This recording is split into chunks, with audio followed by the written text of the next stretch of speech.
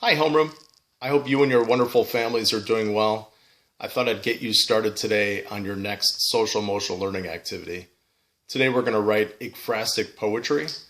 Ekphrastic poems are a great way, just like last activity, to use some resources that you have at home during these times, but also kind of go outside of your comfort zone for writing poetry.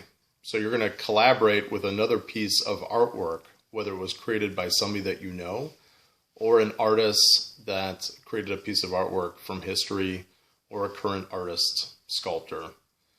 So I'll share 3 examples with you to get you started today.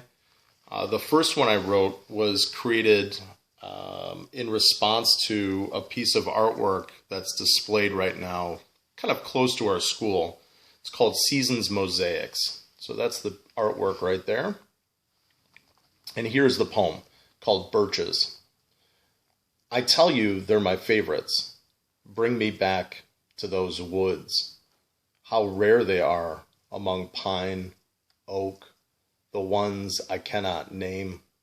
How they feel, unfold, regardless of state or season.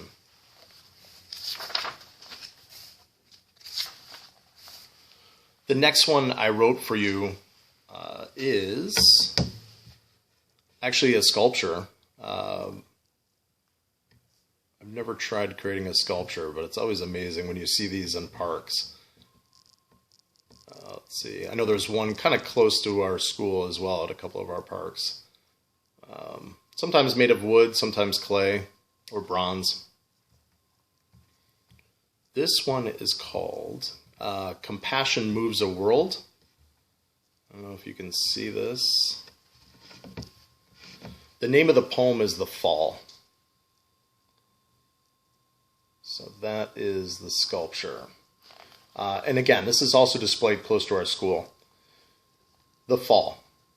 They weren't kidding when they said, this is the greatest, to be with you. I'm sorry that you tripped, but I'll always take to embracing. Remember, without healing, there cannot be hurt. So what's fun about ekphrastic poetry in that instance is coming up with a story with your characters. Obviously in the sculpture there was a mother and a child, and from my interpretation it looked like the child was obviously just hurt. But obviously if you got our classroom together and went around that sculpture, we would come up with 26 amazing different poems based on that sculpture. The one thing limiting is you can't walk around the sculpture, but there are some websites. For example, recently the Art Institute of Chicago displayed some additional artworks that you could be inspired by for your ekphrastic poem. This next one is, so this is the last example I'm going to read for you before you get started on your own. This one is another sculpture.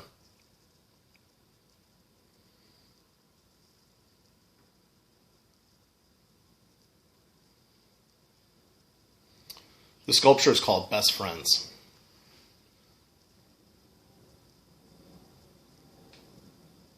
I don't know if you can see this, but there's 2 dogs, right, facing opposite directions. There you go. All right, so the sculpture is called Best Friends, and then the poem the ekphrastic poem I created in response to it is called Jäger. Jäger, German for hunter, yet you're chasing squirrels, ended always with a getaway. I missed you after 6th grade, wondered how you were with another family. Your walks and 4 p.m. dinners, you have a friend I see to be cherished as you. So in that case, seeing a sculpture of a dog reminded me of the dog I had as a kid, even though the dog in Best Friends is completely different from the one that I had, and that's okay. So again, thought I'd share a few different examples for you, some based on just a nature scene, one with something that could have been a pet, and then also a mother and child. So having characters in your piece of artwork or your sculpture. I think this will be a great way for us to continue our social emotional learning activities, kind of stepping again outside of the realm of us and, looking to some artwork. Just a great way for us to get educated in art as well. I wouldn't have known about these, pieces of artwork that are incidentally close to our school, and then being able to write in response to it is really exciting. So I look forward to reading your ekphrastic poetry. Don't forget to post those on our Google Classroom. And then also, if possible, if you could, share a JPEG on the Google Classroom as well of the piece of artwork that you were inspired by.